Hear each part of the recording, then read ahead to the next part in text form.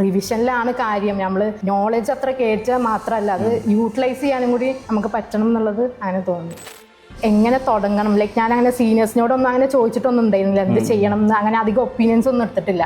അപ്പോൾ പിന്നെ ബാർട്ടിയസിൽ ജോയിൻ ചെയ്തപ്പോൾ സാറ് ഡെയിലി വാട്സപ്പ് ഗ്രൂപ്പിലായിട്ടും ഹിമാനി മാമിൻ്റെ വീഡിയോസ് ആയിട്ടും അപ്പം അങ്ങനെ ഒരു ഐഡിയ കിട്ടി. ഇങ്ങനെ ലൈക്ക് റിവിഷനിലാണ് കാര്യം, നമ്മൾ നോളജ് അത്ര കയറ്റാൻ മാത്രമല്ല അത് യൂട്ടിലൈസ് ചെയ്യാനും കൂടി നമുക്ക് പറ്റണം എന്നുള്ളത് അങ്ങനെ തോന്നി. അപ്പോൾ ഈ ക്ലാസ്സസ് എങ്ങനെയാണ് കണ്ടിരുന്നത്, എങ്ങനെയാണ് ക്ലാസ്സസ് ഞാൻ ഫസ്റ്റ് എനിക്ക് തന്നെ ടൈം കൊടുത്തു. ലൈക്ക് ഞാനൊരു ഇന്റേൺഷിപ്പ് അത്രയും നല്ലൊരു ടൈം കഴിഞ്ഞിട്ടിരിക്കുമ്പോൾ ഒരു സ്റ്റാർട്ടിങ് ട്രബിൾ എന്തായാലും ഉണ്ടാവും എന്നുള്ളത് ഞാൻ തന്നെ മനസ്സിൽ അത് എന്തായാലും ഉണ്ടാവും എന്നുള്ള രീതിക്ക് ലൈവ് ക്ലാസ്സസ് ആയിരുന്നു ഞാൻ ജോയിൻ ചെയ്തത്. അപ്പോൾ ലൈവ് ക്ലാസ്സസിൻ്റെ കൂടെ അത്രയും സ്ലോ ആയിട്ട് തന്നെ ഞാൻ ആദ്യം തുടങ്ങിയത്. ലൈക്ക് ആ ക്ലാസ്സസ് കാണും, ആ സംഭവങ്ങളൊന്നും കൂടി വായിക്കും. നോട്ട്സ് ഭയങ്കര ഒരു അഡ്വാൻറ്റേജ് ആയിരുന്നു. ലൈക്ക് ഞാൻ എഴുതി പഠിക്കുന്ന ആളാണ് ആക്ച്വലി, പക്ഷെ അതൊക്കെ നമുക്ക് ഒരു സ്ട്രാറ്റജിയിൽ അതൊന്നും വർക്കാവാൻ കുറച്ച് ടൈം എടുക്കുന്ന കാര്യങ്ങളായതുകൊണ്ട് ഞാൻ നോട്ട്സ് DBMCൻ്റെ നോട്ട്സ് തന്നെയാണ് ഫോളോ ചെയ്തത്.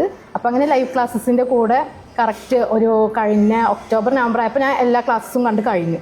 പിന്നെ സാറും മാമൊക്കെ പറയുന്ന പോലെ തന്നെ റിവൈസ് ചെയ്യുക, PYQs ഒക്കെ അപ്പോഴാണ് ഞാൻ കുറച്ചും കൂടി സീരിയസ് ആയിട്ട് ചെയ്യാൻ തുടങ്ങിയത്. നീറ്റ് MDSന്റെ പ്രിപ്പറേഷനും യൂണിവേഴ്സിറ്റി എക്സാമിനും പ്രിപ്പയർ തമ്മിൽ എന്ത് വ്യത്യാസം തോന്നി? യൂണിവേഴ്സിറ്റി എന്ന് പറയുമ്പോൾ എപ്പോഴും സ്റ്റഡി ലീവിൻ്റെ ടൈമിൽ പറ്റുന്ന അത്രയും കേച്ച് അത് അവിടെ റീപ്രൊഡ്യൂസ് ചെയ്യാൻ പറ്റുന്നുള്ളതാണ്. പക്ഷേ നമ്മൾ എൻട്രൻസിന് പ്രിപ്പയർ ചെയ്യുമ്പോൾ ആ എക്സാം ഡേറ്റ് വരെ ഈ കാര്യങ്ങൾ നമ്മളെ മൈൻഡിൽ കടന്ന് ഓടണം. അപ്പം അതിന് അങ്ങനെ അത്രയും കുറേ കണ്ടന്റ് മാത്രം പഠിച്ചുകൊണ്ട് കാര്യമില്ല, അത് നമുക്ക് റീപ്രൊഡ്യൂസ് ചെയ്യാൻ കൂടി പറ്റണമല്ലോ. BDS ടൈമിൽ എക്സാം പാസ്സാവുക എന്നുള്ളത് മാത്രമാണ് ഇത്. അപ്പോഴാണ് ഇത് അതുകൊണ്ടായിരുന്നു അന്ന് ഇങ്ങനെ പഠിപ്പിച്ചെന്നുള്ളതൊരു നമുക്ക് അപ്പോഴാണ് അതൊരു.